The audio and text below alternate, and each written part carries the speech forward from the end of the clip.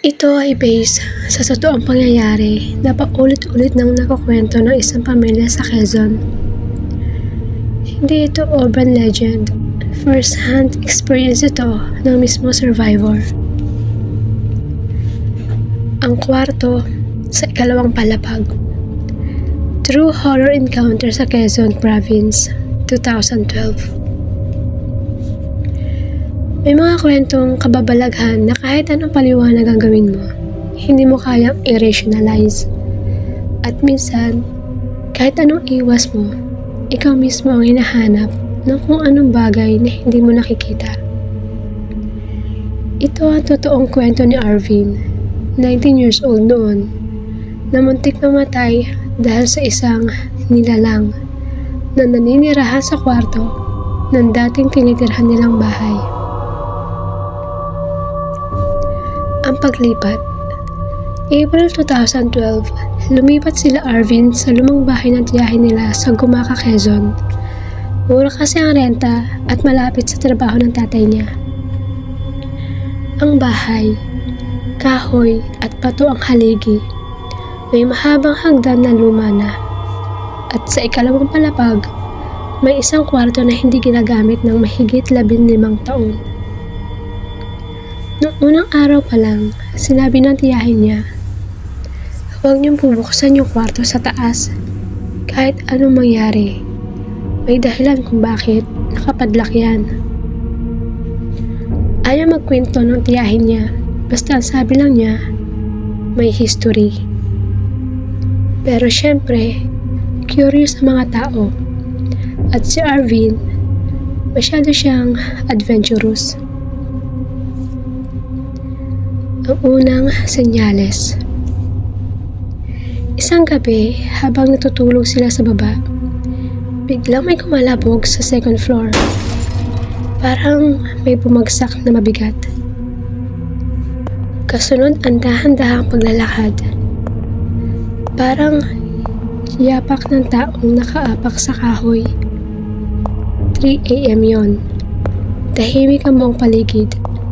Pero malinaw sa pandinig ni Arvin na may gumagalaw sa taas. Nagtanong siya sa nanay niya kinabukasan, "Ma, may pusa ba dito?" "Wala anak, matagal nang walang hayop dito. Bakit?" Hindi na siya nagsalita. Pero sa loob niya, alam niyang hindi pusa ang narinig niya kagabi. Ang tingin sa may hagdanan. Third night nila doon, habang kumakain sila ng hapunan, lumingon ang pinsan niyang si Kyle, 8 years old. Nakatitig ito sa hagdan. "Kyle, bakit?" tanong ng nanay. Pabulong na sabi ng bata, "Sino yung nakatungo sa taas? Yung matandang nakaitim?" Nagkatinginan ang mga matatanda. Wala namang tao sa taas, lalo na walang matandang kasama sa bahay.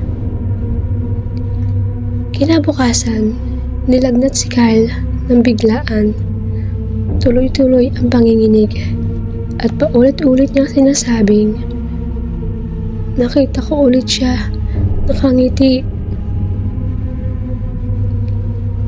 Ang gabing hindi makakalimutan ni Arvin.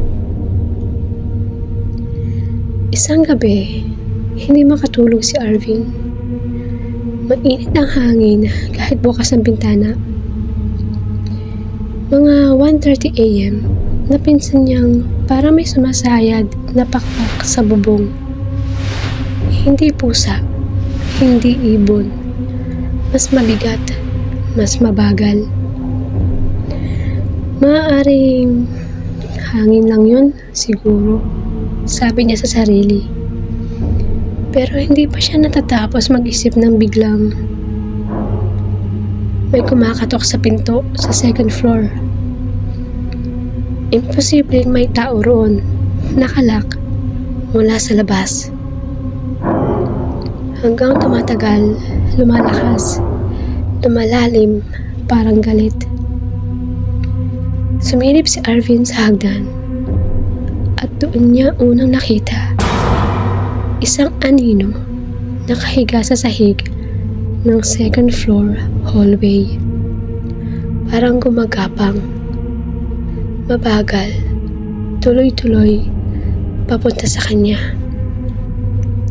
Hindi niya makita mukha, pero kita niya ang mahahabang daliri na parang buto na may balot na manipis na balat.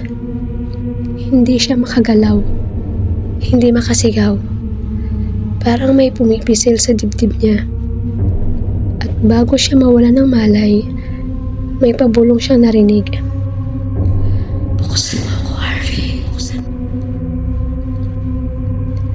Ang tunay na pinagmulan.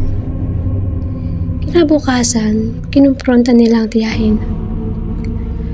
Anong meron sa kwarto sa itaas? Tanong ng nanay ni Arvin. Napabuntong hininga ang tiyahin. Doon namatay ang kuya ko, sabi niya. Naglaslas ng pulso. Tapos, 1 linggo bago nahanap. At simula noon, kahit sino nakatira dito, nakakarinig na kumakatok. May nakikita sa hagdan at may tinig na humihingi ng tulong. Sabi pa niya, hindi niya matanggap na iniwan siya. Kaya kahit patay na, naghahanap pa rin ng kasama. Ang pagbabalik ng nilalang. Pagkalipas ng ilang araw, tumigil ang mga ingay sa gabi. Parang humupa. Pero isang madaling araw, 4 a.m., nagising si Arvin dahil may malamig na hangin sa tenga niya. Pagdilat niya, may mukha na nakadikit halos 1 pulgada sa kanya. Mukha ng lalaking maputla, namamaga ang mata, may dugong na tuyo sa pulsuhan, at nakangiti na parang nabali ang panga. Pabulong nitong sinabi, hindi mo ako binuksan, babalikan kita. Bigla siya nakagalaw, napasigaw siya, napabangon ng lahat, nang wala ang nilalang.